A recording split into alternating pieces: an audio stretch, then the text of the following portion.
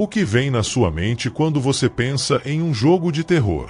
Aposto que algumas coisas surgiram na sua mente, como sustos, a atmosfera, a escuridão. Essas seriam descrições válidas de um típico jogo de terror. Todos nós já nos acostumamos com esses elementos muito básicos e, embora funcionem, eu, junto com muitos outros, não me consigo assustar mais com esse tipo de coisas. Já vi personagens assustadores pularem na minha tela. Caminhei por atmosferas assustadoras, experimentei a escuridão, essas coisas não me assustam mais. Estou tão acostumado com esses elementos básicos. Essa repetição tornou a experiência de jogar jogos de terror, pelo menos para mim, muito mais entediante, quando os jogos deveriam ser o melhor meio para o medo. O medo em jogos tem o potencial de ser muito mais assustador do que em filmes ou livros, mas sinto que a maioria dos jogos de terror não entrega muito. Quero ver experiências de terror únicas, que me façam ter medo de uma maneira que ainda não vi. Megalofobia, o medo de coisas grandes, é um medo que pareceria estranho para os jogos utilizarem, mas parece que toda vez que um jogo consegue capturar verdadeiramente o quão assustador o enorme pode ser, é sempre muito mais assustador do que qualquer jogo de terror básico. Jogos que quebram as barreiras da tradicionalidade, jogos que me fazem sentir medo simplesmente por existir neles. Como este jogo, que na sua tradução seria algo como dispensa, é um desses jogos, é um jogo indie, ou seja, foi feito por apenas uma pessoa, é um jogo de VR. O VR pode fazer uma coisa estranha quando se trata de jogos. Você não está apenas explorando um mundo em um computador, você existe nele, o que torna os aspectos de terror muito mais evidentes.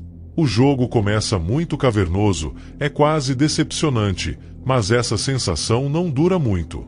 Um pouco mais adiante em sua exploração, você se depara com uma vista que mostra como realmente esse jogo é.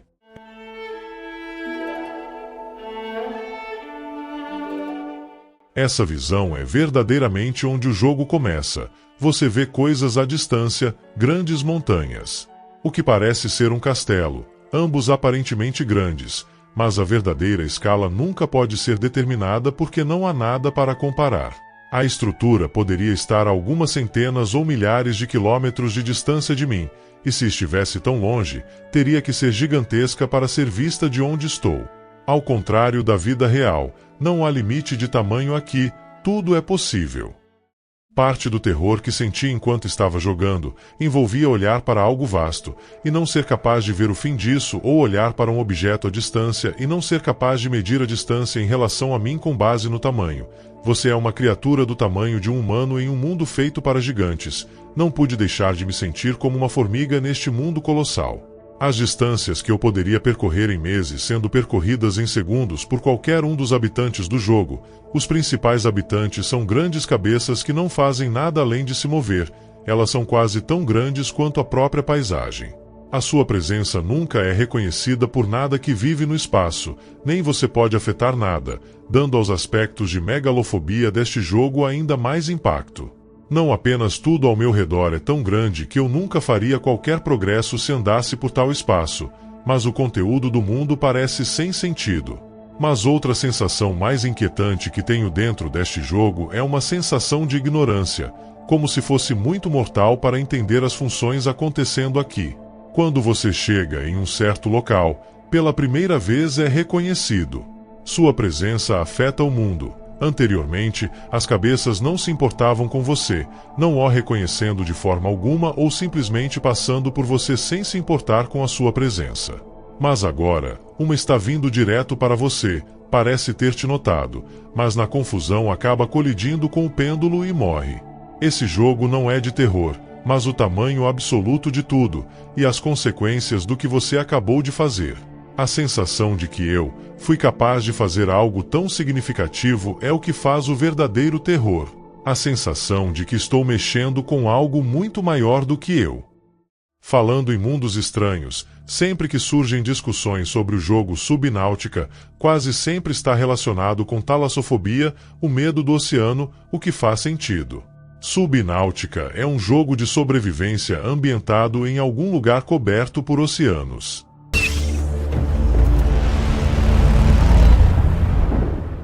Claro que o medo do mar é o primeiro medo que as pessoas pensam quando falam sobre este jogo, Mas nunca vi muita discussão sobre os aspectos de megalofobia de subnáutica, o que é estranho porque definitivamente estão lá.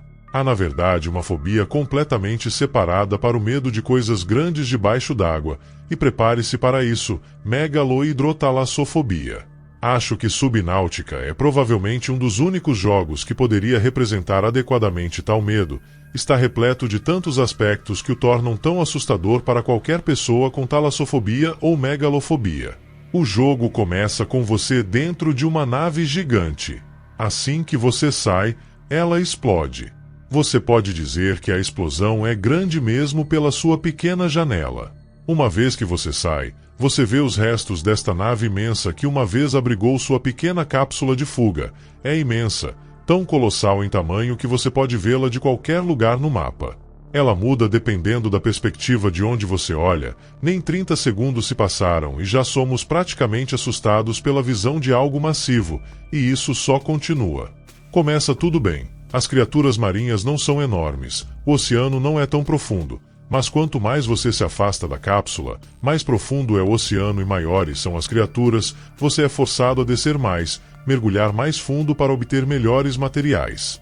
Não me assusto facilmente em jogos de terror, mas olhar para o fundo do oceano, sabendo que estou longe da minha cápsula, o único lugar seguro que tenho neste mundo, e não ser capaz de ver o fundo, ou pior, ver um abismo negro, é uma das coisas que faz com que eu considere Subnáutica superior a qualquer jogo de terror tradicional que tenha jogado.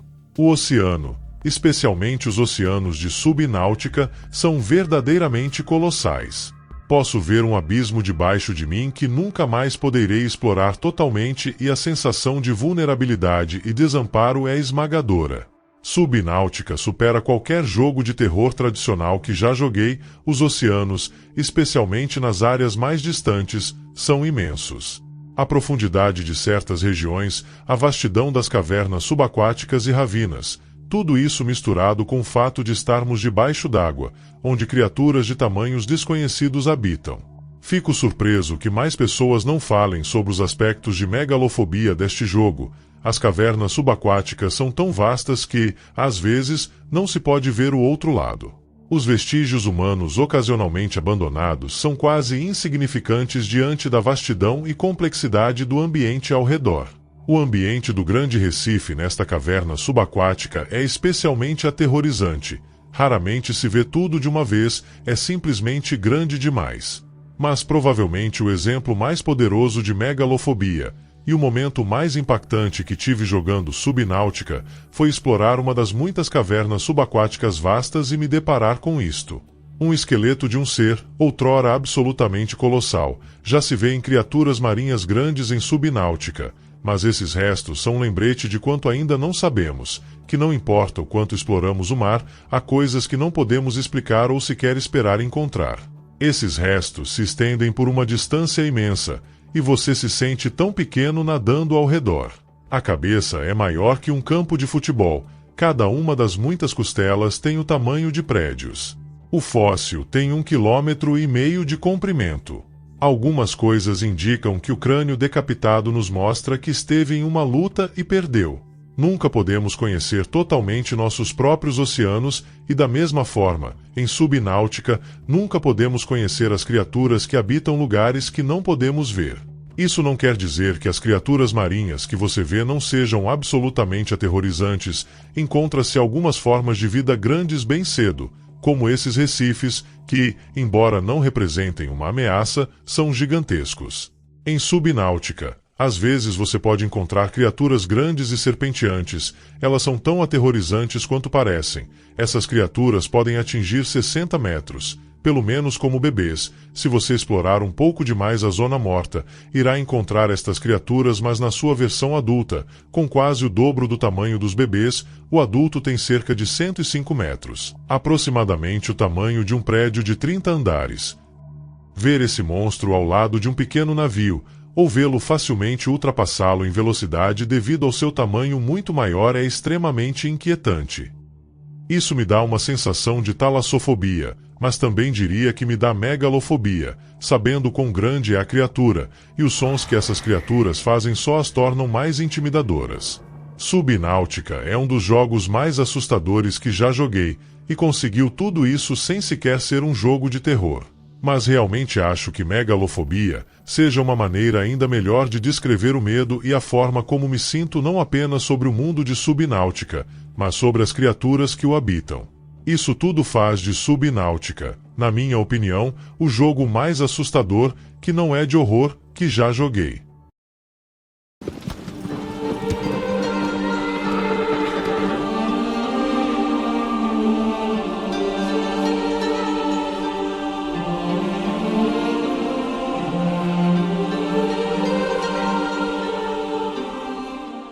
Shadow of the Colossus é um ótimo jogo.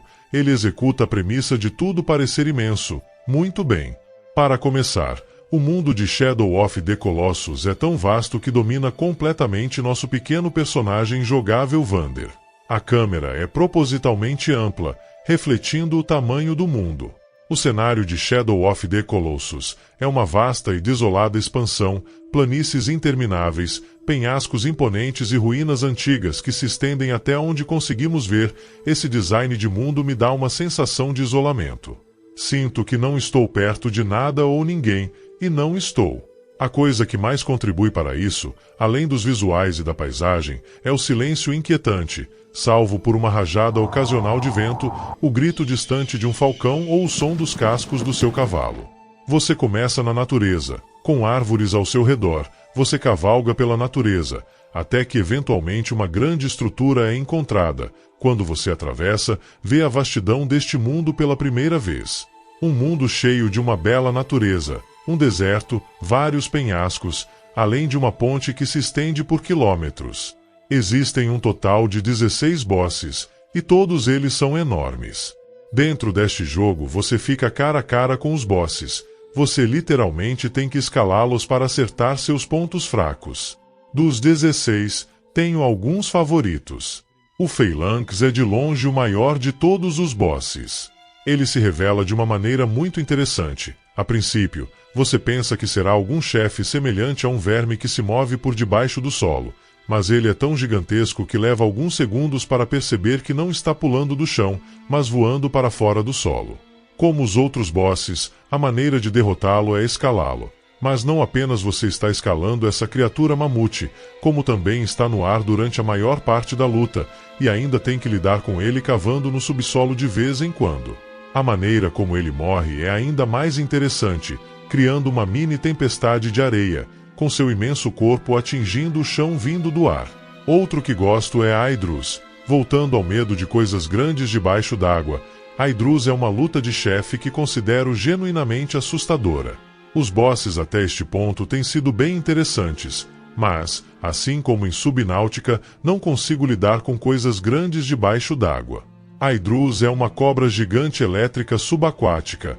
Acho que essa descrição fala por si. A luta de chefe em si também é bastante difícil, tendo que equilibrar e encontrar os pontos fracos de Hydrus com não se afogar. O conceito de megalofobia em um jogo me intriga tanto. Megalofobia pode ser vista de tantas maneiras diferentes e eu acho que os jogos são uma das melhores maneiras de explorar isso.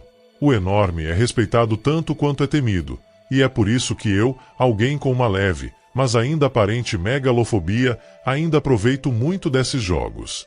Assista os vídeos que fiz sobre megalofobia e talassofobia, está aí na tela. Obrigado por assistir o vídeo, aqui foi o Eon, deixa o seu like e se inscreve. Até a próxima.